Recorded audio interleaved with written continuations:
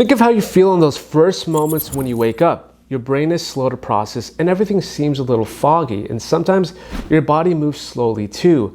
Brain fog feels like that, but it can last for weeks or months. You may even find it difficult to concentrate, have mental fatigue, and trouble multitasking. And your head may even feel fuzzy in a way that's hard to explain. Almost as if there's literal fog, but not outside your window, in your head. In this video, I'm going to share with you guys 5 things I did to get rid of my brain fog that I hope can help you guys as well. So stay with me till the end. So guys, with my experience with brain fog, the best way I would describe it is in waves. There are days where I don't experience it, then days where my brain actually feels mildly foggy, almost like a haze, and then there are some days where I have full-on brain fog. And the term brain fog isn't a medical term, it's more of a feeling. And the best way to explain it is where you have a lack of focus and clarity, where concentrating on tasks become difficult and remembering information becomes just a little bit harder. Comment down below if you felt that. Let me give you some examples from my experience to help paint the picture a little bit more and ask you some questions too. Have you ever experienced moments where you just couldn't seem to think straight? Yeah, that was me. Or you wonder where you left your phone and it turns out you're already holding it? I'm guilty of this too. Or your calendar is marked for today's date, but you can't recall why you marked it in the first place. Or let's say you misplaced things here and there. I've done this so many times and it does get frustrating. So what I did, I wanted to get to the bottom of this and really figure out how I can feel better. And if you experience any of this, guys, these are 5 things that actually helped me, with the first being a coffee alternative. And this one was huge for me, guys, because it might feel natural to reach for coffee first thing in the morning when your brain feels foggy, right? Yeah, it's going to give you a quick mental boost, which is what I would do every single day because I'm a huge coffee drinker. But ultimately, guys, caffeine doesn't address the root cause of your brain fog. No matter how many cups of coffee you have, you can't force the brain to perform better. So having an effective coffee alternative was a huge game changer for me. And that's why I wanted to introduce you to the sponsor of today's video, Peaks Non-Indica. Not only is it the best coffee alternative, it's an adaptogenic one, meaning it'll work with your body, not against it. And within the first couple of days of switching over to it, I can tell you guys personally that it's tremendously helped with boosting my mood. I can jump in the zone quicker and stay in the zone for longer too when I need to focus on projects. And unlike coffee, where I would crash just a couple hours after drinking it, not to forget to mention the increase in adrenaline and cortisol from coffee, Non-Indica is different. I don't get that anymore by switching over to it. And this is thanks to the highest quality ceremonial grade cacao, which works to lift your mood and gives you sharper mental clarity without crashing. And that's a huge thing for me. It's also going to be packed with our favorite functional mushrooms in a blend to boost your cognitive function and produce those feel-good neurotransmitters that we all love. You get the lion's mane, you get the cordyceps, the chaga, the reishi, all in one. And with each of these guys, you're getting the fruiting bodies and not the mycelium. So you're getting even a higher quality and amount of beta glucans and triterpenes, which is going to be nice for our immune system as well. On top of the cacao and the functional mushrooms, you're also getting fermented tea sourced from an untouched region in the Himalayas, which is going to give you healthy pre and probiotics for the gut too. Because remember, a happy gut means a happy mind. And the good news is that all the ingredients are meticulously sourced by some of the finest growers in the world, so you can feel confident that you're getting the finest and purest ingredients with every batch.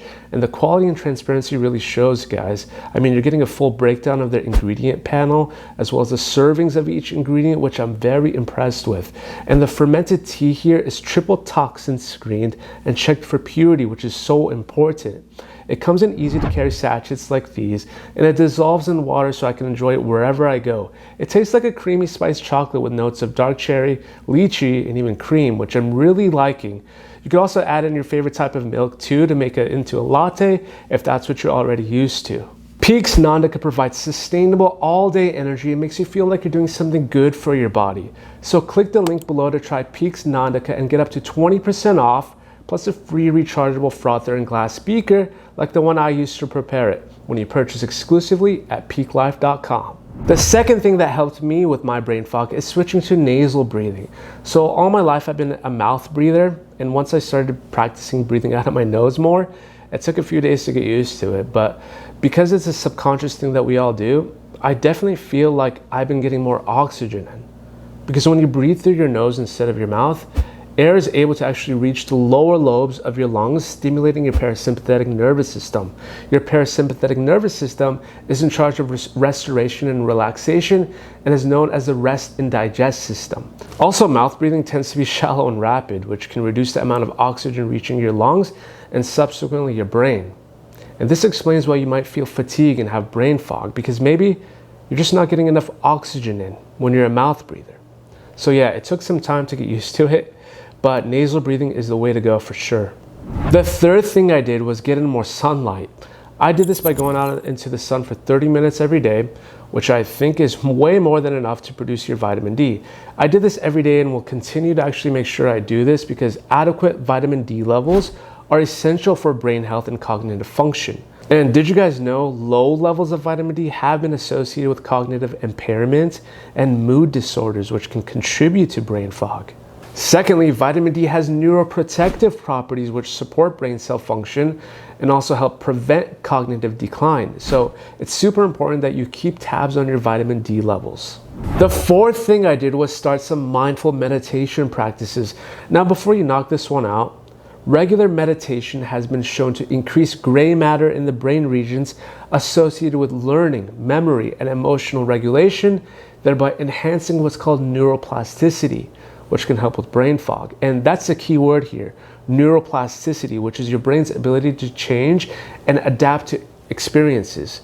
And it's easy. All you have to do is for 15 minutes, sit comfortably with your back straight, feet flat on the floor, and hands in your lap. Breathe through your nose and focus on your breath, moving in and out of your body and just being still and present in the moment. Each time you get interrupted by a thought, return back to clearing your mind and being still and focus on your breath again. At least that's what I was doing.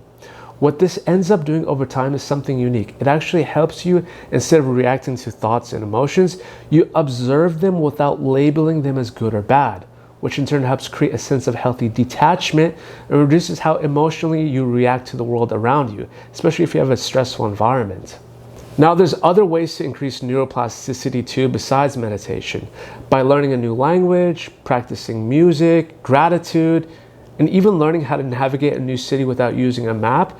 These are all said to boost neuroplasticity as well. And lastly, the fifth thing I did was improve my sleep quality. It's not that I don't get enough sleep. I get around 7 to 8 hours every night, sometimes even 9, but I would never feel like it was enough to get rid of my brain fog for some reason. And I know how important sleep really is for the brain because good quality sleep supports mitochondrial function in the brain cells, which, if you can remember, mitochondria is the powerhouse of the cell, right? So good sleep will ensure efficient energy production and reduce cognitive fatigue. And these are just 4 changes I made to my sleep, and maybe they can help you too. What I did is I turned off all devices before I got in my room. I had my last meal 3 hours before bed. I kept my room only for sleeping purposes, meaning I stopped doing work and watching TV in my room. And lastly, I made my room colder by dropping the temperature to 65 degrees Fahrenheit. And I can't even begin to tell you guys how much this has helped. I feel like I've been getting deeper sleep just from doing these tips alone, which has been an absolute game changer for me. And I hope that you can benefit from them too. But I'm more curious to hear from you guys though. What's your experience been like with beating brain fog? Have you ever experienced it? Let me know in the comments below if you have. And also, if you found this video helpful, share this video. It'll mean the world to me, and I'll see you guys on the next one.